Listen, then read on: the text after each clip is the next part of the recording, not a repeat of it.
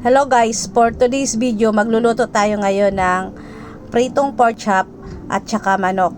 Hilamusan lang natin ng asin at saka paminta yung ating manok at pork chop para maging malasa siya. Lagyan din natin siya ng maraming paminta.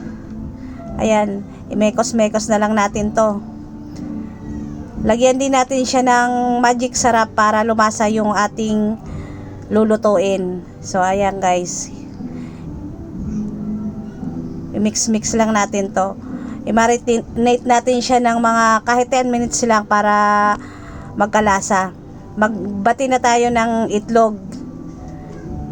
Ayan, pagkatapos ilalagay natin yung ating pork chop. Ayan halo-haloin lang natin siya. At pagkatapos ilalagay natin siya sa flour. Ipaikot lang natin siya. So ayan guys, ipiprito na natin yung ating pork chop tsaka manok. So pag na golden brown na siya, ready na siya.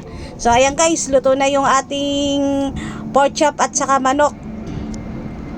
So ano pang inaantay guys, kainan na. Bye bye.